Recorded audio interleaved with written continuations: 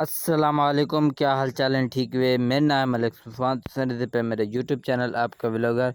तो गाइस जिमें कि पिछले जहारे मैं सैलेज बनवाया तो उनकी लिंबाई भी मुकम्मल कर दी है। तो बाद दे विच ना जी मक्की आई ना उनकी सिटियाँ पट्टियाँ पैन तो ट्रालियां दे यानी कि ढो दे हवेल दे विच रखना आई। तो हवेल ढेसा द गंद पी आई थी तो वो साफ़ करें पैसे साफ़ करने तो बाद सामने देख सकते ट्राली आई खड़ी है मक्की दी भरीज दे। तो गाइस ये है 1 विघे दी यानी कि 1 विघा 1 कनाल दी मक्की है। तो गाइस इकू हुण बैक करदे हुण पलटेने है ते उस तो बाद तक मक्की लिखे ना। तो गाइस ये देख सकते हो सवेर दा वेला है ते सवेर नाल असां यानी कि काम शुरू कर दिते से। तो गाइस सीटियां सड़ दिते से अल्हम्दुलिल्लाह हुण काम मुक गया। हुण वेने 3 विघे जरा सैलेज बनाया से ना हुण उकू चावण वेने है। तो गाइस हुण आ गए हूँ जा जे जिथा कि सैलेज बनाया से 3 विघियां दा।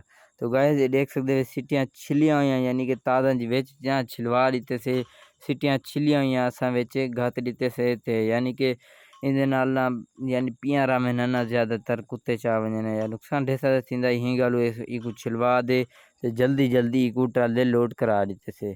तो गाइस अल्हम्दुलिल्लाह अद्धी ट्राली भरीज गई है ते प्यो मेरा भी आ गया ते वो भी मदद करा दित्ती असी। तो गाइस ट्राली फुल भरन तो बाद वाली को छिक गया से भाण दे विच ते बाद दे विच 1 ट्राली बई थी आई। ते बाद दे विच मैं वेंदा पिया वी ते टरपैन दे शब्बा हुसैन खड़ा ही थिया ते उन्हां देगां पकेंदा खड़ा ही ते सीरे दी देग पकेंदा खड़ा ही। मैं को भी आखे सी जेरे काम कर गिने खा वने। तो गाइस सीरे दी देख सकदे वे देग पकदी पई जिवें खावणा होवे कमेंट च दस देवे। ठीक है ना, जल्दी देख सकते वे इत्थे के इंतजाम फुल टरपैन दे उत्ते फुल चस्ता माहौल उसी ते खांदे बैठे न। तो गाइस 1 ट्राली सटन तो बाद दूजी ट्राली वाल छेक आया मी ते इथों किरान वाल चेंदा पिया मी ते वाल बाद दे विच उत्थां किरान वांदे स्टेसू। तो गाइस हुण 60 गिदे से मुकम्मल जितनी भी सिटी हन ते सटन तो बाद हुण पैने भाणे दे विच इत्थां किरां सिटियां रखणियां। तो गाइस सवेर को हवेल साफ़ कीता से ते गर्मी बलाएं सिटियां चा दे ते इत्थां किरां रख दिता से।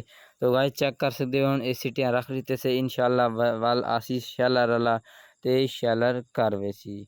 तो गाइस हुण देख सकते हो इत्थे किरना खंभ जेरे हन छिले पयान ते इन्हां को वाल चा दे उत्थे किर रखना है क्योंकि ये जेरे खंभ ना असां बालण वास्ते इस्तेमाल करूँ हा क्योंकि लकड़ी दी जान ये अच्छी तरीके नाल बलदे होने खंभ ते इन्हां को चा दे एक साइड ते रखते से क्योंकि गंद हर जा देख सकते फिला पे ते सीटियां जेरियां ना गलदियां पियान ते इकू खिंडावन दी कोशिश करेंदे पैसे ते इत्थे किरा खंभ इत्थां ही किरा रखदे पैसे जो कबूतर भी आधे होने ना ते ये जेरे कबूतर पैन थे इकू चा दे इत्थां किरा रखदे साडी वस्ती इंदी बड़ी डिमांड होंदी है। तो गाइस वल यानी कि 5 दी बाद वल आयन शैलर वाले यानी कि ये असां शैलर करेंदे पे मक्की मुकम्मल खिंडावन तो बाद ये देख सकते वे शैलर हुण करन वाले बंदे आए खड़े हैं।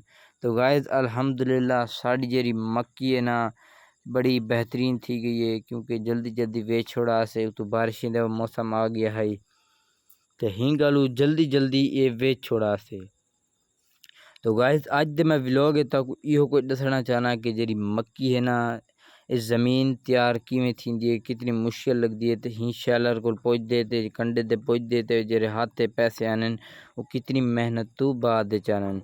तो गाइस आज दी व्लॉग तक मैं दसेना सब तो पहले जरा नवा भी बारे जल्दी सब्सक्राइब करे सी उस तो बाद जरा सब्सक्राइब कीते सी उनकी बड़ी मेहरबानी। तो गाइस ट्राली आ चुकी है ते इत्थे लगदी पई है ते शैलर भी स्टार्ट कर दिता ने ते हर शे निज़ाम ओके करन तो बाद शैलर स्टार्ट कर दिते ने ते चेक कर सकते हो कितनी स्पीड ते विच घूमदा खड़े।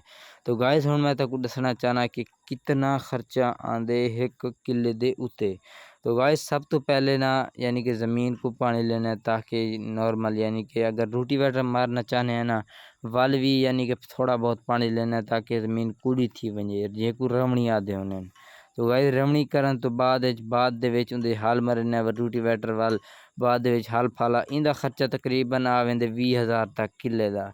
ते उस तो बाद वल इंदी जेरी बिजाई होंदी है वल पानी लावना होंदे उस तो बाद ढेसा दी यानी कि कि इंदा मसला हल करना पौंदे ते ही गलू आदे इत्थै किरा शैलर थींदी ना ते इंदी यानी कि बनदा क्या उसी उन साकु नहीं पता लेकिन अंदाज़तन एक वंडा भी बनदा उसी ते कोई आटा भी बनदा उसी खावन पीवन दे वास्ते। तो गाइस बड़ी मेहनत दे नाल बाकी भी बंदे काम कीती पैन ते मैं भी बड़ी मेहनत दे नाल काम कीती पिया मैं पहले यानी कि हुण दा अल्हम्दुलिल्लाह मेरी मेहनत तुसीं देख सकदे हो मोटा मोटा दाना है ये मेरी मेहनत दा पक्का होया है।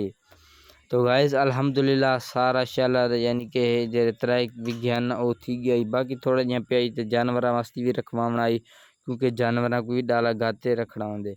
तो गाइस अल्हम्दुलिल्लाह सारा शैलर मुकम्मल थी गई ते ट्राली हुण छेकते वेंदा पिया बंगले दे उथों किरा वंदे कंडा करवावणे ते बाद दे विच जारी रखदे आप दा व्लॉग। तो गाइस जिहड़े वेले बीज आ वेंदे ने उनको लावण तो बाद वालों दे पानी लावना पौंदे हफ्ते 'च 1 दफ़ा लाजमान पानी देवना पौंदे खाद भी देवनी पौंदी ए इंशाअल्लाह हुण मक्कियां लगसन दोबारा सर्दियां आलियां ते उंदे तक तफसीलात नाल दस्सना। तो गाइस अल्हम्दुलिल्लाह साकू एक बड़ी खुशखबरी मिल चुकी है क्योंकि साडी जेहड़ी नहर है ना उंदी खाडी थी गई है ते हुण पानी में स्पीडो स्पीड आसी लेकिन एक नुकसान ये भी थी गया कि पहले जेहड़ी मोरियां हन ना ਉਹ यानी कि उत्ते पियान थियां ते हुण जेहड़ा पानी हुण झिक्का मारन पै सी ते मोरियां पानी काना पुछी आसान ते पहले मिट्टी है ना पानी उत्ते चलदा ही ते मोरियां पानी आ दे सारे यानी कि चंगा जिहा थी वेंदे। तो गाइस कंडे ते पहुंचने तो बाद तुसां देख सकदे हो कंडे ते इतना वजन थी टाली समेत मक्की भी समेत तो गाइस अज दा व्लॉग करेंदे पे एंड अल्हम्दुलिल्लाह सारी मक्की दा इंतजाम हो गया। ओके खुदा हाफिज़।